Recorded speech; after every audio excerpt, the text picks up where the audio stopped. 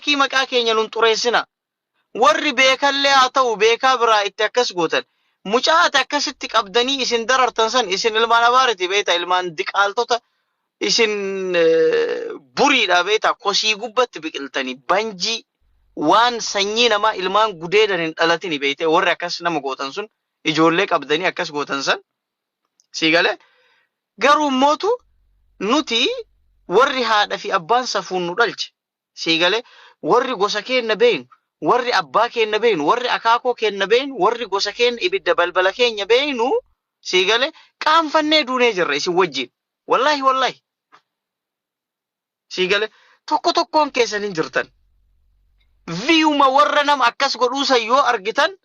silaa yoo waa riippoortii godhaa jettan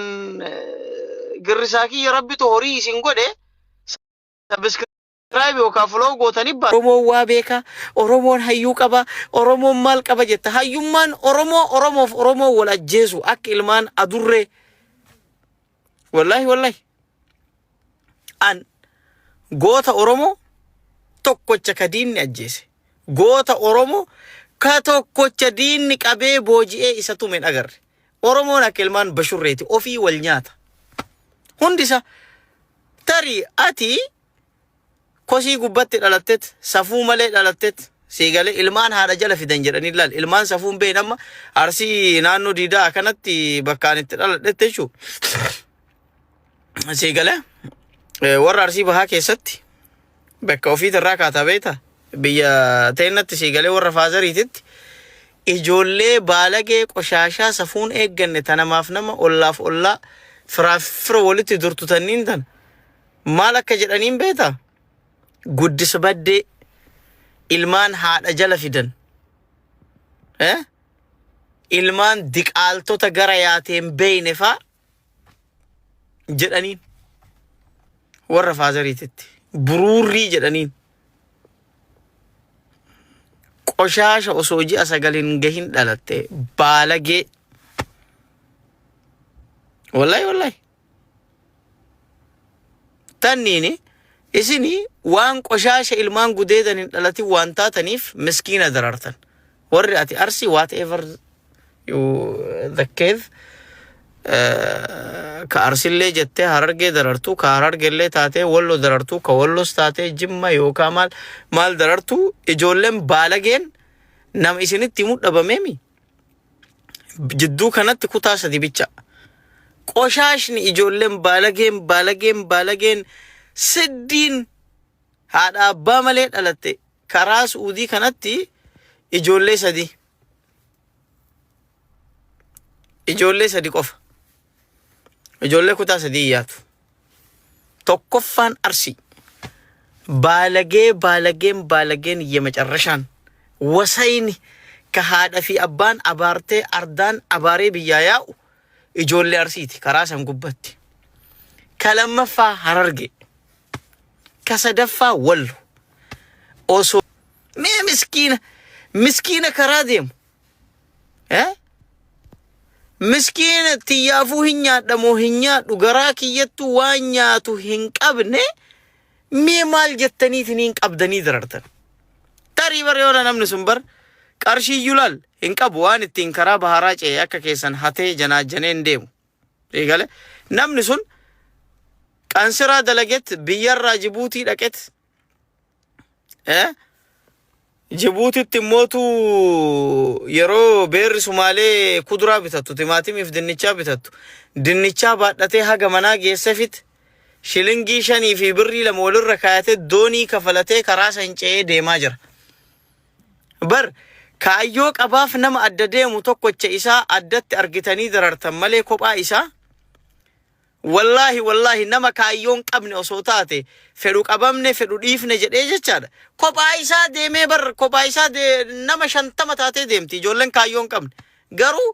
ijoolleen isin akkasitti biyyee nyaachisaa darartan sun waan kaayyoo qabuuf yoo nama baay'een deemne shortaan nu qabdi shortaan nu argite haadha fi abbaa keenya ka harka qullaa garaa duwwaa qaama isaanii ka daaran garaa isaanii ka beelahan sanitti akkamittiin qullaa dachaana jettee bar ijoollee san jara kophaa deemu arkitan malee osoo akka keessan guddis baddee nama kaayyoon qabne taate nama 50-60 taate karaa bakka takkaan sikkiina qabattee yaati tokkoon kan kee uggitee ija baddeen hin laaltu ol jette even uzbaa arabni sii fidde yoo atu hoolota ati tiisitu san biratti nyaata arabni akka ati nyaattu qallaba kan kee kasiisa faransan agarte qallaba siisa faransaniyyuu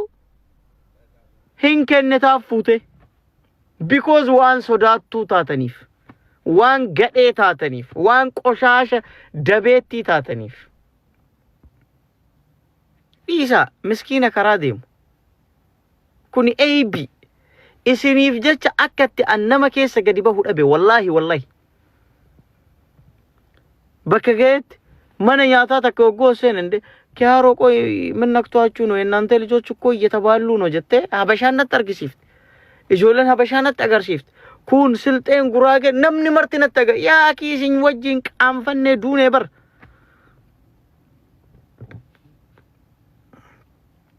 ኑዲሳ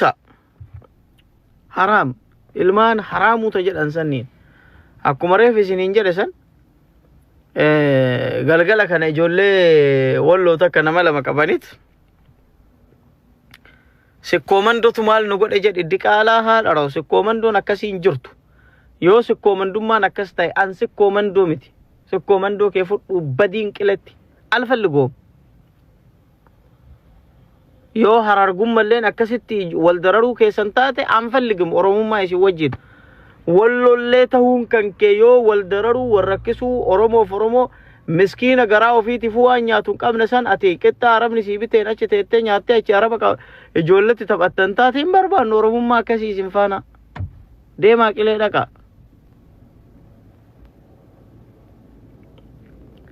inna salphamatti wantan jechuu barbaade qoshaashummaa akkasiisan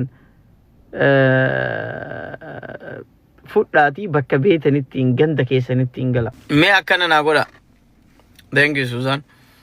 mee akkana naa godha oromo waan takka qofa na tababbarame akkana naa godhame waan takka qofa isin kadhadhaara waan isin kadhadhu sun yoo jiraate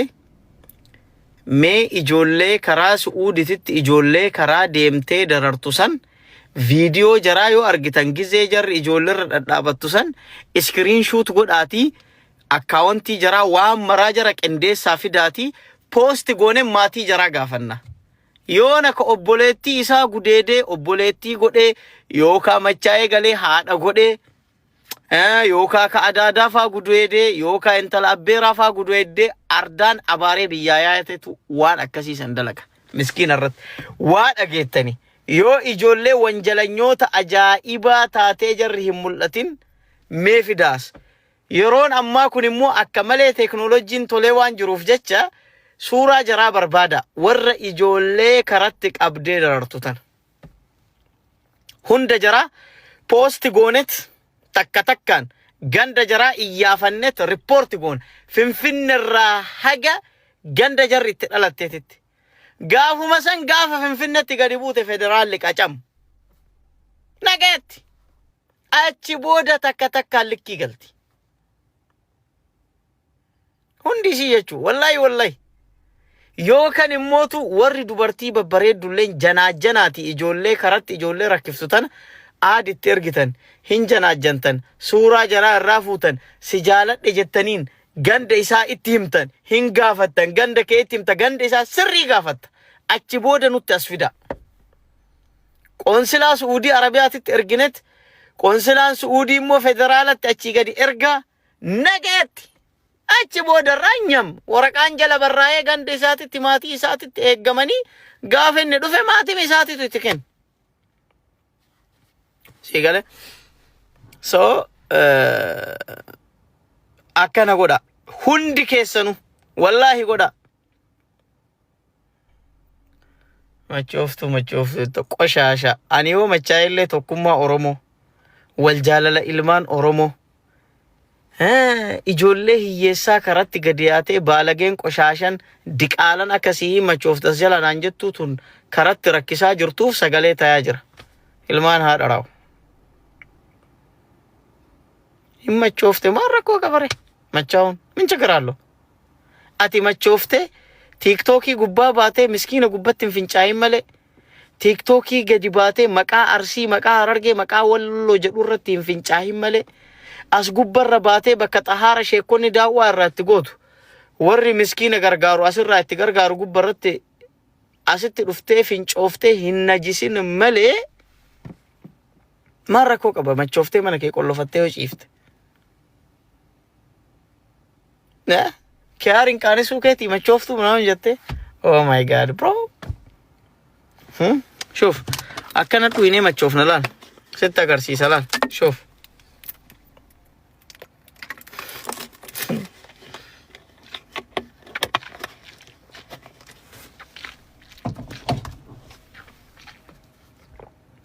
wallahi osoo Dubai mataate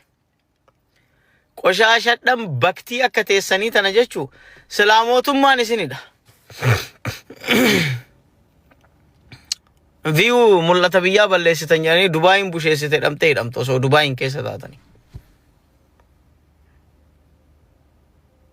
Garuu rakkoon takka tuuta akka hosoleetitti dhagaa keessa teettanii dhagaa jala galtanii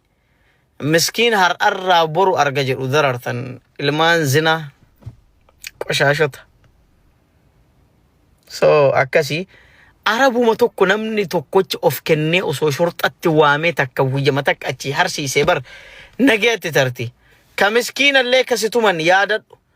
Siqaayii jarri si assa qaayyaate ka TikTok Facebook irra situma waan hin caalleef jecha shorxatti dawwale emergency bakka san dhaabadhu. Anas yem emergency sagal gisee sadii itti rukutte shortaan Suudii battalatti si biraan baati.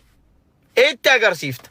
Dhaayitee jara guursiftaa viidiyoon jaraa ka jiru TikTokii gubbarran seentaa maqaa abbaa situma hin beeyta finish. Yoma san jaraafu hoolonnu yuta akkisaas waraabdee posti gooti isa taa gootee waan ta'eef itti agarsiifti. Si immoo si badhaasanii gassi lakkisan sababa ati majhuula taateef bicha singalchu mootummaan Suudii qabe.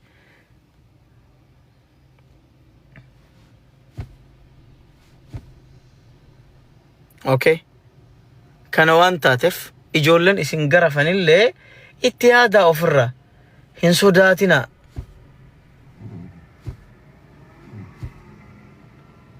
Wanni isin sodaattan maaltu jira?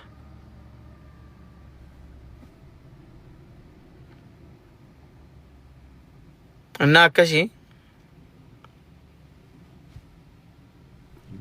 akkasii ijoolleen hoolonni tumamtanillee tumamtanii hin deemina. Jara biraa achi yoo baate aspaaltii irratti makiinaa dhaabsisii shorxatti naa dawwalii. Mallaqa ji'a meeqa dalagadhe kinoo asitti na keessaa fudhatanii jettee itti himta. Yooma san shorxaa waan safara san jiru hunda guurti dhuftee shorxaan Suudii. Finish. Biyyi nagaa argatti.